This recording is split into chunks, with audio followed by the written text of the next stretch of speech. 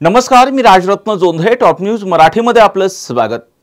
संभाजी ब्रिगेडचे प्रदेश अध्यक्ष प्रवीण गायकवाड यांच्या रविवारी अक्कलकोटमध्ये शाईफेक करण्यात आली. त्यामुळे राज्यात एकच खळबळ उडाली.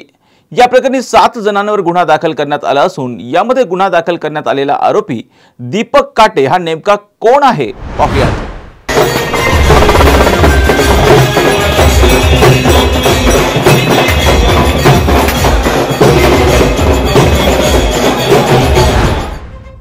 पुणे जिल्ह्यातील इंदापूर तालुक्यातील नीरा नदी काठच्या सराटी गावचा दीपक काटे हा रहिवासी आहे.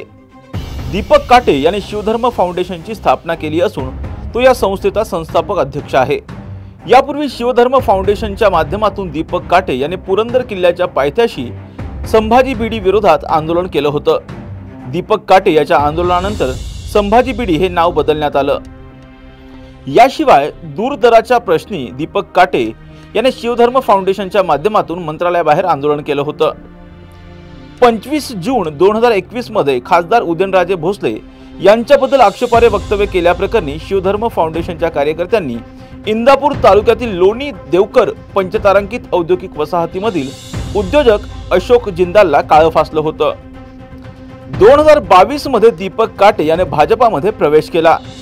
त्यानंतर 26 मार्च 2023 रोजी इंदापूर तालुक्यात भारतीय जनता पार्टीच्या 52व्या शाखेचे उद्घाटन चंद्रशेखर बावनकुळे यांच्या उपस्थितीत माजी मंत्री हर्षवर्धन पाटील, आमदार गोपीचंद पडळकर यांच्या उपस्थितीमध्ये झालं होतं.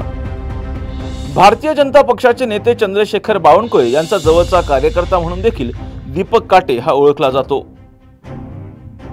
6 जानेवारी 2025 मध्ये पुणे विमानतळावरून हैदराबादला जात असताना प्रवाशाच्या बॅगमध्ये पिस्तूल आणि 28 जिवंत काडतुसं सापडली होती. त्यावेळेस दीपक काटे याला अटक करण्यात आली होती.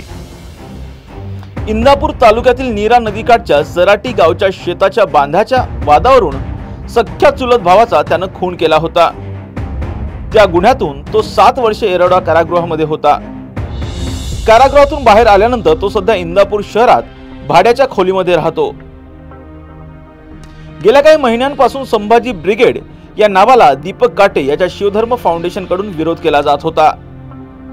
छत्रपती संभाजी महाराज यांचा एकेरी नामोल्लेख होत असल्याचं त्याचं नाव बदलण्यात यावं असं परत घेतो. छत्रपती संभाजी महाराज यांचा एकेरी नामोल्लेख होत असल्यामुळे संभाजी ब्रिगेडचं नाव बदलण्यात यावं अशी मागणी शिवधर्म फाउंडेशन कडून केली जात होती. आणि अखेर प्रवीण गायकवाड हे अक्कलकोट येथे फतेहसिंह शिक्षण संस्था आणि सकल मराठा समाजाच्या कार्यक्रमासाठी आले असताना त्यांच्यावर शाईफेक करण्यात आली. आता या प्रकरणी 7 जणांना ताब्यात घेण्यात आलं असून त्यांच्यावर गुन्हा दाखल करण्यात आला आहे. आता या प्रकरणामध्ये पुढील काय कारवाई होते हे पाहणं आता महत्त्वाचं असणार आहे. घ्या परदेशात भरारी, तेही सर्वसामान्यांना परवडणारी. 1 रुपया भरा आणि थायलंड मध्ये फिरा. सचिन इंटरनॅशनल घेऊन आले आहेत जगातली सर्वात स्वस्त परदेश टूर. पूर्ण 5 दिवसांचं पॅकेज आता फक्त 32,999 रुपयांमध्ये. पॅकेज मध्ये विमान प्रवास, हॉटेल, ब्रेकफास्ट, ट्रान्सपोर्ट आणि प्रेक्षणीय स्थळे. सचिन इंटरनॅशनल 18 वर्षांपासून पर्यटन क्षेत्रातील एक विश्वसनीय नाव. सचिन इंटरनॅशनल सोबत मनसोक्त फिरा. संपर्क 7767989898.